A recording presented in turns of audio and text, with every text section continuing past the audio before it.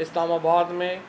ایک بہت بڑا پاکستان کی تاریخ کا جلسہ جو ہے وہ یہاں پہ کیا جائے گا، اور اس جلسے کے بعد میں ہم ڈیڈ لائن دے دیں گے اس حکومت کو کہ وہ کب تک جو ہے وہ اپنی اسمبلی کو تحلیل کرتی ہے، اور اگر نہیں تحلیل کرتی تو پھر اس کے بعد نتیجے میں جو راست اقدامات ہیں وہ اسی جلسے میں ہم بتا دیں گے۔ لیکن اس حکومت کو ہم زیادہ سے زیادہ 1 مہینے سے زیادہ وقت نہیں دے سکتے ہیں انتخابات کا اعلان کرنے کے لیے، اور ابھی میں یہ سمجھتا ہوں کہ اس حکومت کو اگر عقل نہیں آئی اور وہ انتخابات کا اعلان نہیں کرتے تو پھر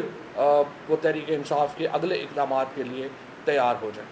کیونکہ اس سے زیادہ وقت دینا ہم سمجھتے ہیں کہ ملک کی معیشت کا بالکل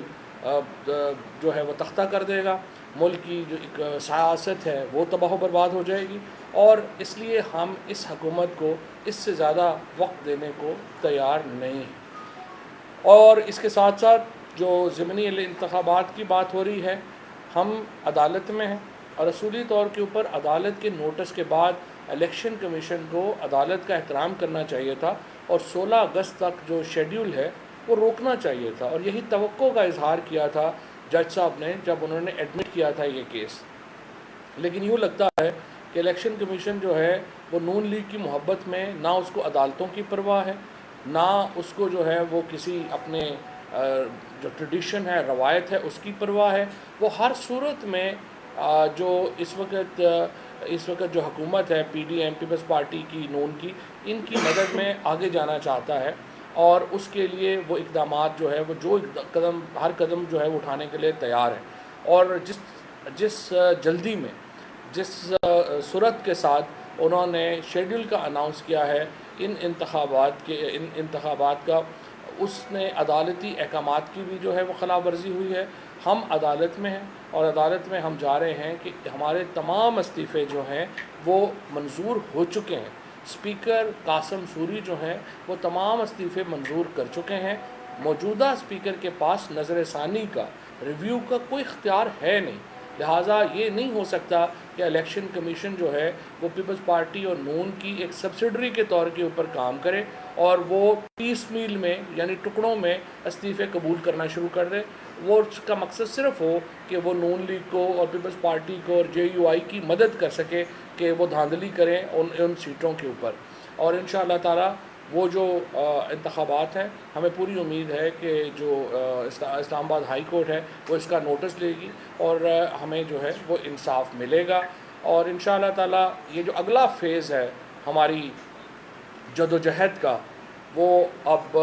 شروع ہو چکا ہے، اور اگلے 48 گھنٹوں کے بعد انشاءاللہ تعالی آپ کو ہم جو اگلا ہمارا لائے عمل ہے اس کا اندازہ ہونا شروع ہو جائے گا، اور جس طرح میں نے آپ کو کہا 1 ماہ سے زیادہ انشاءاللہ ہم اس حکومت کو جو وفاق میں اسلام آباد میں حکومت ہے اس کو وقت جو ہے وہ نہیں دیں۔ سر یہ جو آپ نے 48 گھنٹوں میں بات کی کہ آپ بڑا تاریخی جلسہ کرنے جا رہے ہیں، کہ محض صرف ایک جلسہ ہی ہوگا یا پھر اس کے آگے بھی اسٹریٹجیز جو ہیں وہ اگر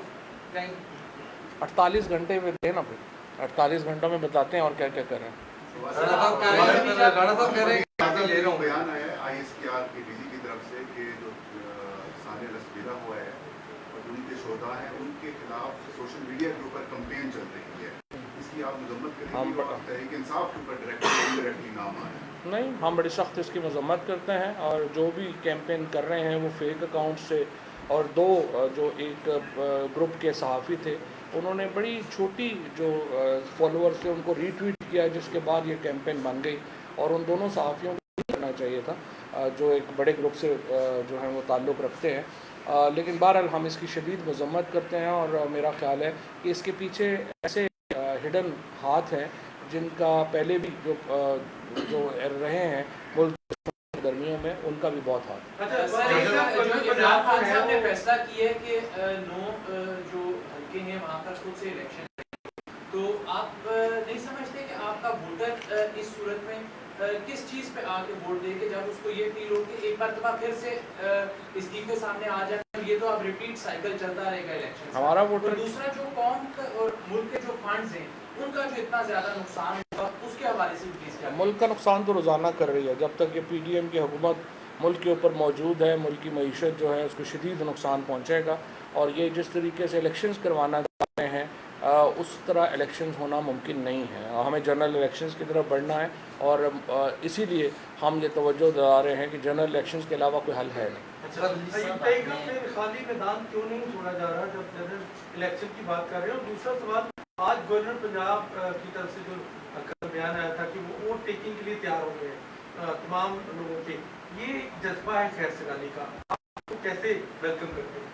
गवर्नर का आईनी फ़र्ज़ है, इसमें गैर सगाली वाली तो कोई बात नहीं चौधरी है। साहब, उन्हें अगर वो नहीं लेते तो स्पीकर लेंगे। और दूसरा, खाली मैदान वाली हसरत जो है वो लेके ये इस्लामाबाद से जाएंगे, खाली मैदान नहीं मिलना। चौधरी साहब ये बताइए कि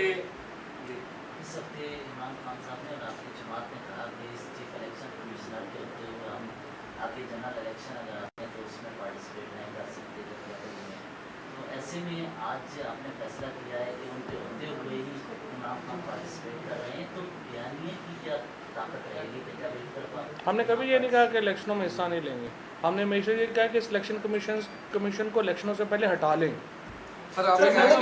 गारंटियों तक आ रहा है कि ये हो जाए तो इलेक्शन होता है, असम्बलियाँ तहलील हो जाए तो ये हो जाएगा, लेकिन कोई बातचीत का वे आउट नहीं निकलता दिखाई दे रहा है। डेडलॉक उसी तरह है, कोई देखें, पॉइंट कहाँ से निकलेगा? बात कौन शरीफ की नायली खत्म करने के हवाले से बड़ी सिंपल बात है, बड़ी सिंपल बात है। शहबाज शरीफ अनाउंस करें कि वो इंतखाबात के लिए तैयार हैं और उसकी जो है वो अर्ली डेट जो है वो दें, उसके बाद वो दावत दें सारी पॉलिटिकल पार्टीज़ को। कोई आप सालिस बनाना चाहते हैं किसी को? ज़रूरत कोई नहीं है सालिस जो है वो तो जो पॉलिटिकल पार्टीज़ हैं वो एक फ्रेमवर्क है, आइन मौजूद है, सालिस की क्या ज़रूरत है? खान ने आज कहा, नून लीग के मलिक अहमद खान ने आज प्रेस कॉन्फ्रेंस में कहा कि पीटीआई ने मौके पर तय किया था स्टार्ट में कि हमें न्यूट्रल ने कहा था कि चीफ इलेक्शन कमिश्नर न्यूट्रल है, तो वो नहीं मुतालबा किया है कि वो किन न्यूट्रल ने आपको कहा था कि न्यूट्रल नाम बताइएगा। अहमद को पता है, अहमद को पता है किसने। अच्छा, कल जो आपने जमा करवाई है सर याददाश्त, तो किसको दे दी इलेक्शन कमीशन के साथ? इलेक्शन कमीशन सारा ही फ्रॉड है, ऊपर से नीचे तक पता नहीं किसको। जैसा डी चौक में परेड